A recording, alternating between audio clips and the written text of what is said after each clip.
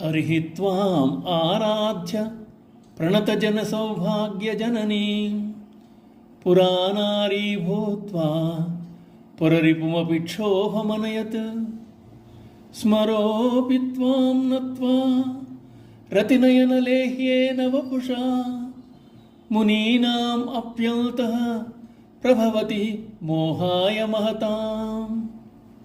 అమ్మా, నమస్కరించే జనులకు సౌభాగ్యాన్ని కలుగజేసే నిన్ను ఆరాధించి విష్ణుమూర్తి పూర్వం స్త్రీ రూపం ధరించి త్రిపురములను హరించిన జితేంద్రుడైన శివుని కూడా కలత చెందేలా చేశాడు.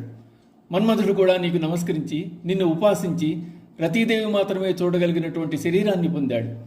జితేంద్రియులు తపస్సంపన్నులు అయిన మునుల మనస్సులను కూడా మోహింపజేయగలిగాడు. అమ్మవారు తనను త్రికరణ శుద్ధిగా ఆరాధించు వారికి సౌభాగ్యాన్ని ప్రసాదిస్తోంది. శ్రీ విద్యలో సౌభాగ్య విద్య కూడా ఉంది. ఆ విద్యనే ఇక్కడ స్మరించడం జరుగుతోంది. విద్య అనగా ఉపాసన. అమ్మను ఉపాసిస్తే సకల సౌభాగ్యాలను కలగజేస్తుంది. అమ్మవారు భక్త సౌభాగ్యదాయిని అంటోంది లలిత. పురము అంటే దేహం, త్రిపురములంటే స్థూల సూక్ష్మ కారణ శరీరాలు. పురములను దహించి వేసిన వాడు ఈశ్వరుడు. త్రిపురములను కాల్చివేసిన శివుని మోహింపజేయగలగడం అంత తేలిక కాదు. అటువంటి ఈశ్వరుని కూడా మోహింపజేశాడు నారాయణుడు. అది అమ్మవారి జగన్మోహిని అవతారం. యా ఉమా స్వయం విష్ణువు.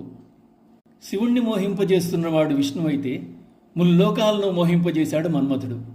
అమ్మను ఉపాసన చేసిన కారణంగానే మన్మధుడు ముజ్జగాలను మోహింపజేయగలిగాడు. ముజ్జగాలనే కాదు, ఇంద్రియాలను నిగ్రహించి ముక్కు మూసుకొని తపస్సు చేసే మునులను కూడా మోహింపజేశాడు.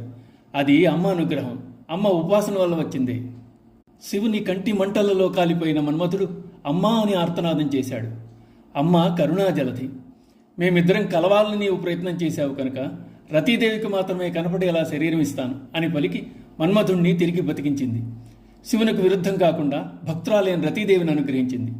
అప్పటి నుంచి మన్మధుడు అనంగుడయ్యాడు.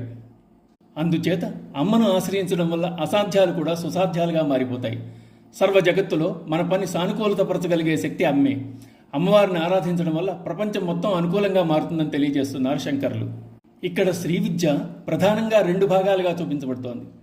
విష్ణువు ఉపాసించిన శ్రీ విద్య వేరు, మన్మధుడు ఉపాసించిన శ్రీ విద్య వేరు. ఎవరైనా ఉపాసన చేసేది 15 అక్షరాలని. అయితే అక్షరాల కలయికలో మార్పులు తమకు తగిన విధంగా మలుచుకుని వారిద్దరూ అమ్మను ఉపాసన చేశారు. శ్రీ మాత్రే నమః.